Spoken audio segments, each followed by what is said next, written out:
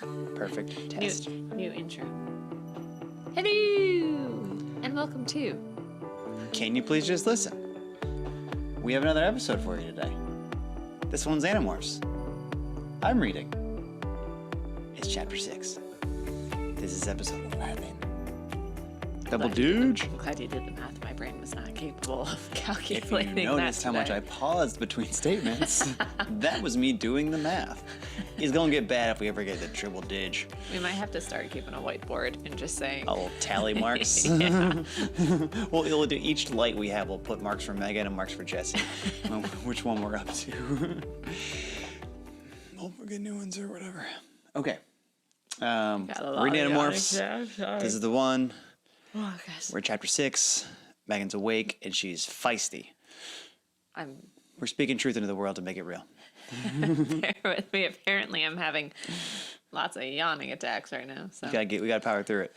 The end of the last chapter. Prince still is not dead yet, which He is good. is in midair. I'd like to think that he went in that thing.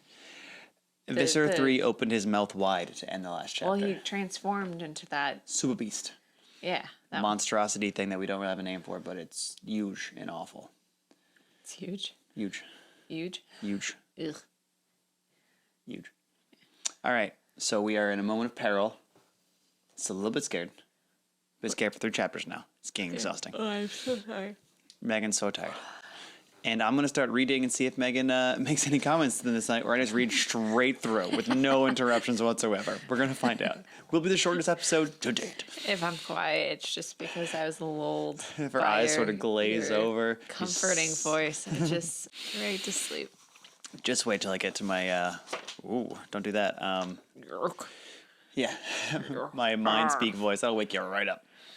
Well, you are sounding better because you had a cold the last time.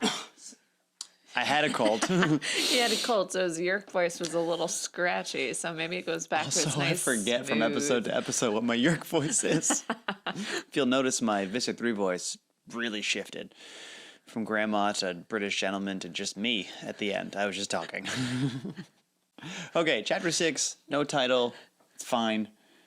You have the flip book on the corner, so which is cool. I Yeah. get titles, you get flip book. We're mid-lizard. All right. I'm ready. I'm not. Megan's ready. Okay. I don't know what came over me right then. Yeah, me neither. A yawn. Everyone's yawning. I had been so afraid, so terrified. But it was like something just snapped in my head. I couldn't hide and watch. I couldn't. It seems like Jake's gonna try to attack the monster from another planet. I was kind of thinking he said, I felt a lot of courage. I And couldn't then just he hide would and get watch. his friends to leave. Well, But we'll see. you filthy! I jumped to my feet. I snatched up a piece of rusted iron pipe from the ground and started to climb over the wall. Okay, so insanity is what he was filled with. Yeah, I guess I just went crazy or something. It had to be craziness because there was no way that I, alone, armed with a piece of pipe, was going to accomplish anything. No. The Andalite's silent cry made me hesitate. I felt Marco's hands grabbing at my shirt and pulling me back. Tobias and Marco held me down. Rachel put her hand over my mouth. I was trying to scream or curse or something. Shut up, you idiot, Marco hissed. You're going to get us all killed. Jake, don't. Cassie put her hand on my cheek. He doesn't want you to die for him. Don't you realize he's dying for us? Is this an Easter thing? Well, the timing of it's not going to work out the way that we're planning. So with the Easter reference, although we're filming. We are filming around Easter right now. We get ahead because we are good and productive planners. And because we like to Ruin the illusion. keep our nights busy so that when we feel super lazy, we have the ability to just Record a podcast. veg on the couch. All right, he's dying for us because he's maybe Jesus. I shoved Marco and Tobias away angrily, but I was in control of myself again. Is he a Jake a weenie? I think Jake is trying to figure out Feel. who he is. Oh, If trying he to wants to find be like himself. the hero or I don't. I'm with you, man. I don't know what Well, he's doing. they're still connected, like feeling wise, a little bit with the prince, right? Probably, yeah. There's some residual So. emotional beams. As a for you, not everyone can watch us when we're listening. made I big understand eyeballs. that. Jesse's face just his eyeballs grew really big. His face kind of pulled back like a kid in a candy store. Yes. All right. I peeked over the wall again. The Andalite prince was helpless in the grasp of Visser III. I saw him held high in the air. I saw Visser III open his monstrous, gaping jaws. I saw the Andalite fall into that open mouth. The mouth closed. The teeth ripped the Andalite apart. And then the Andalite prince, Elfangor Cerniriel Shamatul, died. Okay, so the mouth closed, and then the teeth ripped him apart. Yeah, I think that's a little bit implied, but like you could tell. Okay. At the very end, he cried out. His cry of despair was in our heads, and his cry will always be in our heads. Kind of reminds me of the time, unfortunately, our dog got a bunny in the backyard. Huh? We have a fenced-in backyard, and there's a couple bunnies during the warmer weathers that like to come and eat the grass in the backyard. Well, our dogs are fast when they see bunnies, and unfortunately, one bunny had almost escaped through the fence, but our dog had latched onto the back. It survived, it got away, but the scream that bunny made, oh, it is still in my mind, as you can tell. So If you weren't sad about the Andalite, you'd be sad about the bunny. the bunny made it out alive. He's fine. We didn't find any carcass the next day, so he is out living with his bunny friends In a farm up north. in a farm up north. It's great, but I know not everyone knows what that sounds like. But if you But do, if you it's do, horrible. it's comparative, in my opinion, of this poor Andalite prince. That's good. It's fair. It's a good comparison. It's very sad. But it does stick with you. That noise does not leave. Nope. Poor bunny. The Hork Bajir controllers began making a huffing sound like wah, wah, wah, wah. Maybe they were laughing or applauding. The Texan controllers rushed forward and crowded around Visser III. They seemed to be stretching up toward him, and then I saw why. A piece of the Andalite fell from the Visser's jaws, and the nearest Texan greedily gobbled it up. Gross. Tobias turned away and covered his face with his hands. Cassie had tears streaming down her face. So did I.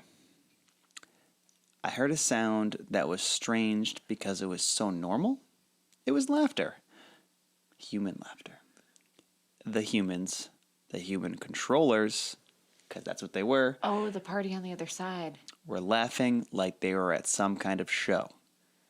That's For- creepy. Sorry, I don't mean to cut you no, off. you can cut me off. That's what you're here. like horror story, In the background in the dark, mentally unstable, Yorkshire bad dude. giggling. Yorkshire bad people. Bad slugs.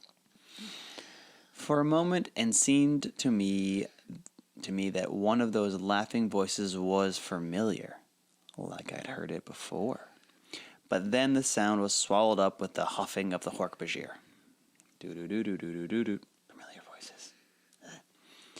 Visser III morphed out of his monstrous form and slowly regained his Andalite body. Ah, I heard him think. Nothing like a good Anthraean bog morph for taking a bite out of your enemies. Antarean bog morph is what he was. Antarean bog. The Thanks. Andalite prince was a Anturian bog. That was the thing he became. Alien names. Oh, that creature thing. Yeah. Okay, so not the prince. Sorry, the evil Visser 3, that's what he morphed into, Oh, apparently. all right. Yeah, I know nothing about that. Again, the human controllers laughed and the Hork Bajir controllers huffed, and I heard a familiar human laugh I could not quite place. Marco started throwing up. It was an understandable thing to do. But somehow that sound caught the attention of the nearest Hork-Bajir. That's not good. I have this feeling that the next time these kiddos are in school, Ooh, that's a good Jake one. is going to hear the laughter, and it's going to be one of his classmates, and he's going to recognize Ooh, I like it, that. and then he's going to freak out. He'll probably freak out if that happens. That's my guess. He's known to freak out. Our dogs just arrived, so if you hear a lot of foot clumping, that is why. They're very excited that you're all listening. That's the ASMR of dog nails on a wooden floor. You gotta chill. You're doing great, but you gotta chill. Go lay down. It's going fine. And they're up on the bed. We were good to go. Here we go. All right, we are back. Marco is puking. All right. You know, how you do? The Hork-Bajir heard him. The snake had turned. Oh my goodness. The snake had turned. He was perfectly still. We were perfectly still. The Hork-Bajir toward us. Goodness. Torn toward us. Torn. I can't believe it. Torn. So crazy. The Hork-Bajir turned toward us. The nearsighted eyes were into we had a widow hiding place.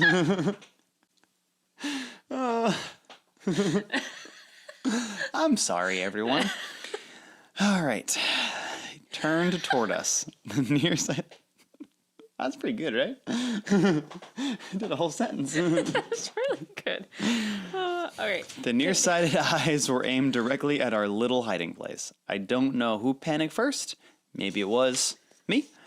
Maybe we just had all the fear and horror we could stand. Maybe it was flip a page. Me. I don't know what the word was going to be. I've stopped pre-reading chapters, so this is a Wild West, people. If you couldn't tell. They torn toward us. I turned toward us. It was like an electric shock went through all of us. We were running before I had a chance to even know what I was doing. I ran. I gasped for air. A cry went up from the Hork-Bajir. Split up, I yelled. They can't follow all of us. They're running away, correct? They're not I running. finally realized it's time to run away. They're running away. There's 5 of the humans, Yep. and a party of humans, and a large group of aliens. I would say probably 20, 30 aliens. Is it divisible by 5? Well, yeah, Okay. based on my guess. All right, I can't follow all of us. Marco and Tobias and Cassie took off in 3 different directions. Rachel was still right beside me. Glancing back, I saw the Hork-Bajir hesitate, unsure of who of us to chase. Rachel and I are the fastest runners. Tobias, totally out of shape. And Marco and Cassie are too short to really be fast. Does height I'm gonna- impact speed? I know that Tyreek Hill didn't exist in this universe, but he's a short man and he's very fast.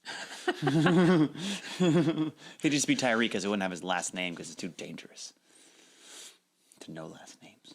Oh, right. Yep. All right, so we're a little ableist against short people, so I figured if the aliens were going to chase anyone, it ought to be us. Okay, I guess Rachel thought the same thing. She slowed down just a little and began yelling and waving her arms. Come on, you! And then she said them words I didn't realize Rachel even knows. Do we know how fast these Hork-Bajir are? Faster than kids. If they're flaunting, if Jake and Rachel are flaunting their speed, which is great, but do they know if So, they're gonna get run down and caught? According to Jake, if you're short, you're slow. So if you're tall, you're fast. The Hork-Bajir are 7 feet tall. So, let's do some math. Is not good. Well, maybe they'll all just die for their hubris. The 2 nearest Hork-Bajir snapped around and took off after us. Gafrash! Here! Gafrash! Fit! Enemy! Get! Even in my panic, it surprised me. They were talking out some mix of their own alien language and ours. Gafrash! Fit! Nahar! I get! I kill! That's Hork-Bajir. Apparently. I ran. Suddenly, my foot slammed something and I was down. I hit the ground hard. The wind was knocked out of me. I tried to fill my lungs again. Rachel ran on. She didn't know I had fallen. The dogs are chewing their legs a little bit while we're recording, if you heard that sound in the background. And they're staring us down in like, what? Okay, Rachel ran away from Jake on the ground. A spear of red light struck a concrete pipe just beside me. The concrete vaporized. The two Hork-Bajir were coming after us, bounding like some devil kangaroos. I was up and running. This sounds bad. Devil kangaroos? Rachel must have realized I wasn't with her anymore. She stopped and started to come back towards me. Don't be an idiot, I yelled. Run! She hesitated just a second, but she knew she couldn't do anything more for me. She ran. I saw a dark hole ahead and raced towards it. Yep. A doorway. Inside it, it was black as a grave. It was one of the buildings that had almost been completed. Just bare concrete walls and scattered junk. But I knew I had been in here before. Marco and I had walked through it. There were hallways and little side rooms. It was like a maze. Does he just hang out at abandoned construction sites a lot? And like he fell, right? He fell and popped up and was running. So okay, so I'm like the hole isn't underground? I thought it was like a divot in the earth too, but apparently the hole meant door frame. I also wasn't sure if he meant like physically he found a dark hole or like mentally He's in like a dark he place. knocked himself out and Probably was both. finding like a I'm in a dork dark hole. moment when like Yu-Gi-Oh goes into his brain, unlocks all those rooms. Good pull. We like Yu-Gi-Oh. All right, he's in this. All right, Marco, Rachel. Had they gotten away? And what about Cassie and Tobias? I tried to get my brain to concentrate. Making a Dino. lot of licking noises Please right stop. I tried to get my brain to concentrate as I scurried across the first big room. There was a corridor. Somewhere, I groped in the dark and found a wall. I heard the sound of claw-like feet. Huge, tearing, rendering claw feet scraping over the bare concrete. Oh, claw feet. Concrete. now. Coffee. Ta-ta-ta. Coffee. A bottle went skittering across the floor. The Hork-Bajir was close. And in the total darkness, my superior human vision wasn't much use. Jeez Louise. But I knew my way around the empty building. At least, I would have known my way around if my brain had been working. That's really important. To have your brain working. I felt my hand go into emptiness. A doorway. Yes! It led down a hallway. I went through just as the light came on behind me. Someone had brought a flashlight. Effort to tell Faraway not fit? Whatever order. No. No need to capture them. Whoever you find, kill. The first voice had been Hork-Bajir. The second voice was human. And the weird thing was, the voice sounded familiar. It's probably okay. So the classroom might be coming at a closer time than we think. I tried to think. I knew I had heard the voice somewhere. Where? Where? Just save the head, the human told the Hork-Bajir. Bring that to me and we can identify it. I slid quickly along the wall. The light followed just steps behind me. I racked my brains. Had there been a passageway? Yes, there it was. As silently as I could, I slipped into it. The flashlight beam was just inches behind me. I kicked something soft. Hey! It was a man. He had been lying on the ground, wrapped in a blanket. Hey, get out of here. This is my place. I ain't got nothing for you to steal. I started to warn him, but one of the Hork-Bajir was there. This is not sounding good for this homeless man. The flashlight landed on the homeless man's face. He blinked like an owl. There was an alcove. Right behind me, I backed through. The homeless guy screamed. I heard the sound of a scuffle. Maybe the guy got away. I hope so. But I never found out, because with the Hork-Bajir distracted, I ran. I ran and ran and ran. And as I ran, I really hoped it was all just a dream. Oh, yeah, it's not a dream. It's real. It's the beginning of the rest of your life. It's not a dream. And you think you just got a homeless guy killed, my dude. Yes. So, that chapter was mostly just bummers. It's Series a lot of bummers. A lot of bummers. The prince, unfortunately, finally met his doom. Met his doom. Parts of him got eaten. They probably got a homeless guy killed. They found out humans are super evil. We also know that Jake knows one of the Yeerk-controlled humans. Yeah, he doesn't know who yet, but he definitely knows him. Yep. And there's no hope for anyone. Life sucks any day. Welcome to Can You Please Just Listen? That's our motto. Thank you for that. We're on the internet, canyouListen.com. We're on social media, Can You Listen? Just put an @ in front of it, kind of wherever. Subscribe to the podcast. Subscribe to YouTube. And just look at us and appreciate it. That would be really cool. That's all. Okay, bye. Bye.